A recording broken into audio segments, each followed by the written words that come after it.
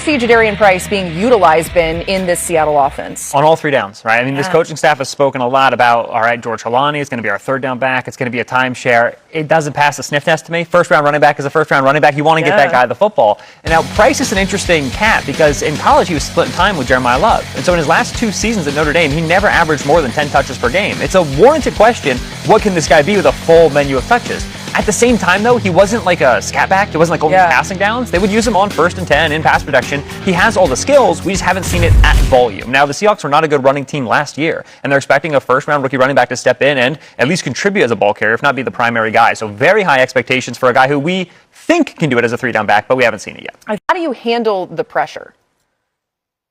I think it's the difficult part about this, Laura, because it's almost like the regular season becomes a formality. You know, you look at some of these teams, well, it was, been the Ravens in years past where they win 12 or 14 games. No one cares. Inside the organization, fan base, around the league, it's like, yeah, that's great.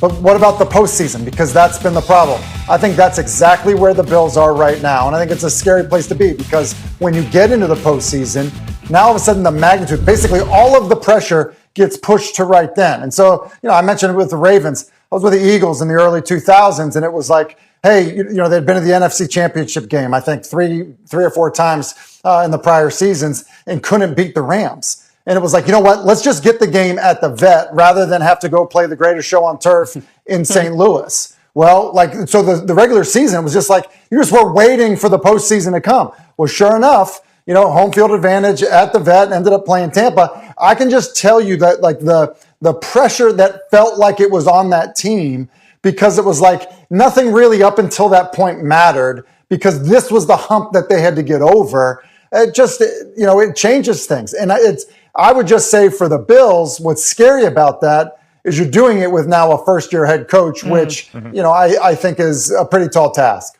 We've talked about the upside of this pairing, but as I teased, you got some concerns. So what are they?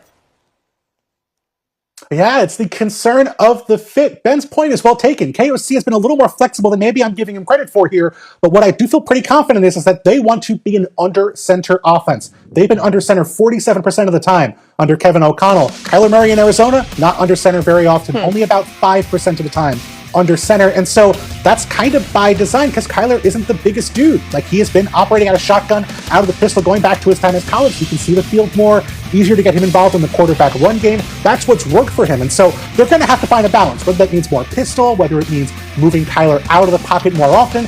They're going to have to find a way to make this work because I don't think Kyler Murray can just kind of drop into the same offense they've run in years past and succeed. Ben's point about them having to evolve the offense isn't just a plus. It's essential to make this offense work this season. And that's why the quarterback competition of it all is interesting because you want to let it look like a competition, but also Murray doesn't have that background at under center. And so every training camp that you are splitting first-team reps with J.J. McCarthy are reps you're taking away from Kyler to get accustomed to a kind of new offense. And so it's going to be a daily check-in for Kevin O'Connell. How are we going to distribute these reps? Damian says, I'm not sure I'm going to pick the Chiefs to win the West. I'm not sure they're going to be the second best team in the West, right? The Broncos and the Chargers are both really, really good from a roster perspective. We talked a lot about the offense. Defensively, they've lost over 2,000 snaps in the secondary, right? Trent McDuffie and Jalen Watson go to the Rams. Safety Brian Cook goes to the Bengals. They've had pass rush issues for years now, right? They're a tremendous blitzing team, but when they rush with 4, they haven't been able to get home. So they add Peter Woods in free agency. They add in the draft, They add our Mason Thomas in the draft. But we're relying on a lot of rookies, a lot of young players. And Steve Spagnuolo has been remarkable over his tenure with the Chiefs in getting good production out of young players. Perhaps the best in the league at doing it with the rookie contract guys, but you're making a lot of bets on that side of the ball and some of those young players. And so I'm not sure the defense is going to be what it's been in years past with the Super Bowl teams. And then we get into the weapons issues. And then we get into how much does Kenneth Walker help the running game. There are too many questions for the Chiefs in such a loaded division, such a loaded conference, for me to feel great about them making a deep run. Yeah, Ben, I agree with you. I actually had the Kansas City Chiefs third in that division. My man. Behind the Broncos and the Chargers. And when you talk about this Chiefs team, I look at on the defensive side. And you just pointed out, look at all the players that they've lost via free agency in the secondary. And where's the pass rushers coming from? They're going to be relying on a lot of young guys, like you said, to really juice up that defense. Because if you look at where the Chiefs have been successful over the years, we talk about Patrick Mahomes and offense, but it's really been the defense. The defense has been the calling card for the Kansas City Chiefs, especially in the playoffs, and that wasn't the case last year. We saw real drop-off last year with the Kansas City Chiefs. I got real question marks about this team.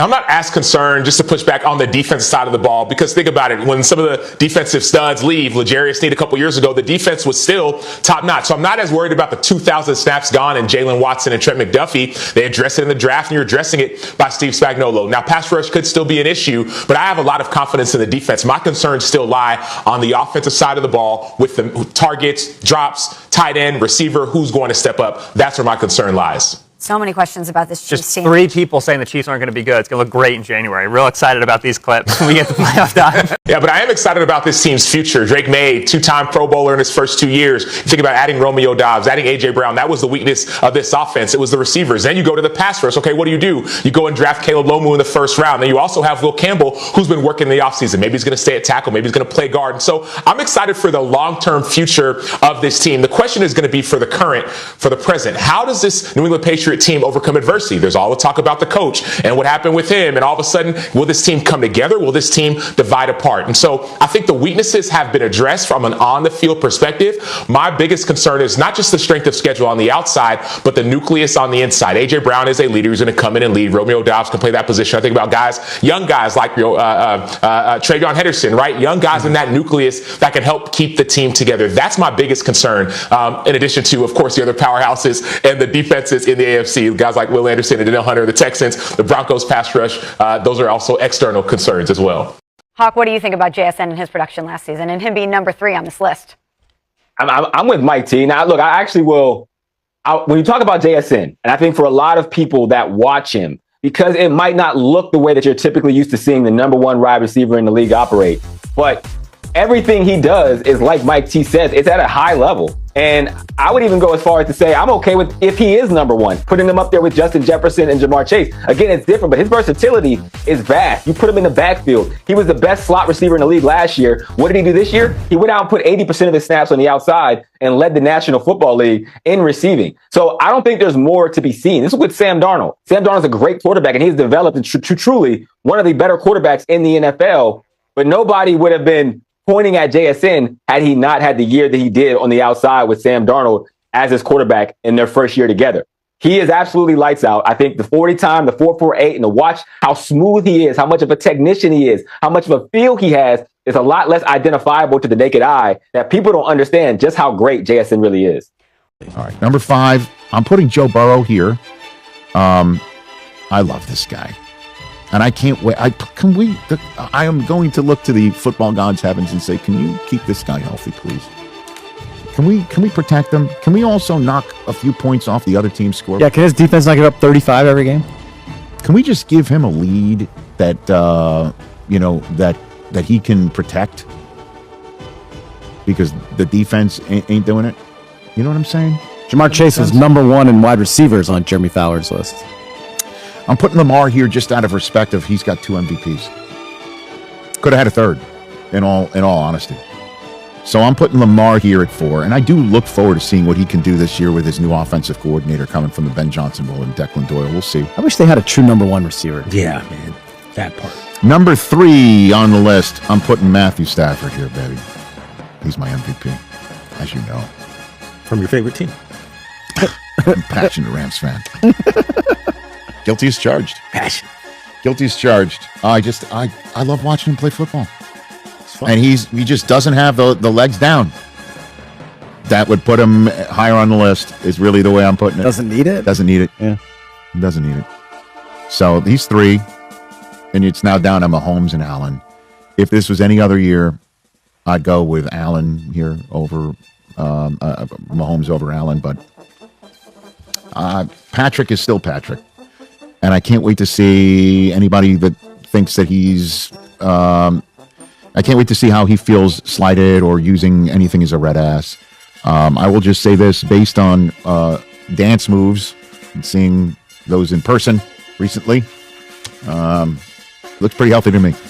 Oh. Yeah. I didn't see any limping around. Let's put it that way. He's 2, and Josh Allen is just a beast. I'm making him 1. You know, it's dealer's choice. Dealer's choice. Running, throwing. Throwing, running. What are we going to do here? A lot of mistakes at times, but that's so did Favre. So there's a lot of gunslingers, but Favre couldn't run like this guy. You know what Favre did? Won a Super Bowl. I understand that. I understand that. Results-oriented business, but in terms of just skill set, in terms of everything, in terms of his ability to still be that guy, even if not fully healthy. He's at the peak of his powers. And he is at the peak of his powers. And so that's my power rankings of NFL quarterbacks. I